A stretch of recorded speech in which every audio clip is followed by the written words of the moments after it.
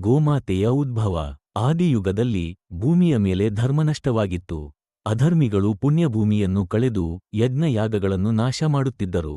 ಪಾಪಿಗಳು ಹವ್ಯಾಸಿಗಳಾಗಿ ಧರ್ಮವನ್ನು ಕಡೆಗಣಿಸುತ್ತಿದ್ದರು. ಈ ಸ್ಥಿತಿಯನ್ನು ಕಂಡು ಋಷಿಗಳು ಮತ್ತು ದೇವತೆಗಳು ಬ್ರಹ್ಮಲೋಕಕ್ಕೆ ಹೋಗಿ ಸೃಷ್ಟಿಕರ್ತ ಬ್ರಹ್ಮದೇವನ ಬಳಿ ದಾರಿ ಕೇಳಿದರು.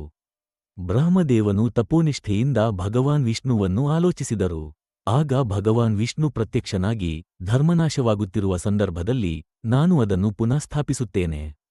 ಧರ್ಮದ ಸಂಕೇತವಾಗಿ ಕಾಮಧೇನು ಎಂಬ ಹಿರಿಮೆಯನ್ನು ಹೊಂದಿದ ಗೋಮಾತೆಯನ್ನು ಭೂಮಿಗೆ ಕಳುಹಿಸುತ್ತೇನೆ ಎಂದರು. ಇದೇ ಸಮಯದಲ್ಲಿ ಸಮುದ್ರಮಥನ ನಡೆಯುತ್ತಿತ್ತು. ಅನೇಕ ಅಮೂಲ್ಯ ವಸ್ತುಗಳು ಪ್ರಾಪ್ತವಾಗುತ್ತಿದ್ದವು.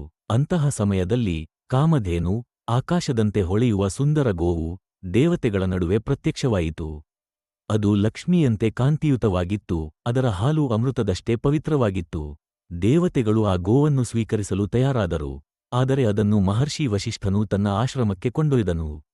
ಗೋಮಾತೆ ತನ್ನ ಹಾಲಿನ ಮೂಲಕ ಋಷಿಗಳಿಗೆ ಪವಿತ್ರ ಆಹಾರ ಒದಗಿಸುತ್ತಿತ್ತು. ಅದು ಅವರ ಯಜ್ಞಗಳಲ್ಲಿ ಭಾಗವಹಿಸಿ ದೇವತೆಗಳಿಗೆ ನೈವೇದ್ಯ ನೀಡುವಲ್ಲಿ ಸಹಾಯ ಮಾಡುತ್ತಿತ್ತು. ಮಹರ್ಷಿ ವಸಿಷ್ಠ ಈ ಪವಿತ್ರ ಗೋವು ಬಹುದೊಡ್ಡ ಆಸ್ತಿಯೆಂದು ಪರಿಗಣಿಸಿದರು. ಆದರೆ ದೈತ್ಯರಾಜನಾದ ವೀರಭದ್ರನಿಗೆ ಈ ಗೋವು ಮೇಲೆ ಕಣ್ಣಾಯಿತು. ಅವನು ತನ್ನ ದೈತ್ಯ ಸೇನೆಯೊಂದಿಗೆ ವಸಿಷ್ಠರ ಆಶ್ರಮಕ್ಕೆ ಬಂದನು ಮತ್ತು ಈ ಗೋವು ಅಪಾರ ಶಕ್ತಿಯುತವಾಗಿದೆ. ನನಗೆ ಇದನ್ನು ಕೊಡಿ, ಅಥವಾ ನಾನು ಇದನ್ನು ಬಲವಂತವಾಗಿ ತೆಗೆದುಕೊಳ್ಳುತ್ತೇನೆ ಎಂದು ಅಣಕಿಸಿದನು. ವಸಿಷ್ಠನು ಶಾಂತಿಯಿಂದ ಉತ್ತರಿಸಿದರು, ಈ ಗೋವು ಮಾನವಕೋಶಕ್ಕೆ ಧರ್ಮದ ದೀಪವಾಗಿದೆ. ಇದನ್ನು ಬಲವಂತವಾಗಿ ತೆಗೆದುಕೊಂಡರೆ ತೊಂದರೆಗಳು ಬರುವುದನ್ನು ನೀನು ತಪ್ಪಿಸಲು ಸಾಧ್ಯವಿಲ್ಲ. ಆದರೆ ವೀರಭದ್ರ ಈ ಮಾತುಗಳನ್ನು ಗಂಭೀರವಾಗಿ ಪರಿಗಣಿಸದೆ ತನ್ನ ಯೋಧರಿಗೆ ಗೋವನ್ನು ಕೊಂಡೊಯ್ಯುವಂತೆ ಆದೇಶಿಸಿದನು. ವೀರಭದ್ರನ ಯೋಧರು ಗೋಮಾತೆಯನ್ನು ಹಿಡಿಯಲು ಮುಂದಾದಾಗ ಅದು ಅಗಾಧ ಶಕ್ತಿಯನ್ನು ಪ್ರದರ್ಶಿಸಿತು.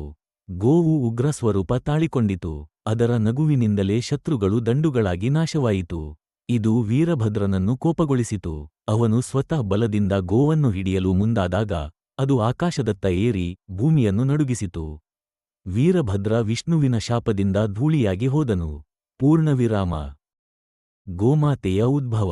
ಆದಿಯುಗದಲ್ಲಿ ಭೂಮಿಯ ಮೇಲೆ ಧರ್ಮನಷ್ಟವಾಗಿತ್ತು.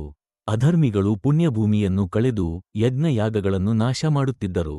ಪಾಪಿಗಳು ಹವ್ಯಾಸಿಗಳಾಗಿ ಧರ್ಮವನ್ನು ಕಡೆಗಣಿಸುತ್ತಿದ್ದರು.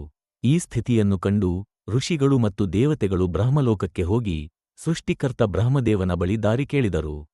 ಬ್ರಹ್ಮದೇವನು ತಪೋನಿಷ್ಠೆಯಿಂದ ಭಗವಾನ್ ವಿಷ್ಣುವನ್ನು ಆಲೋಚಿಸಿದರು.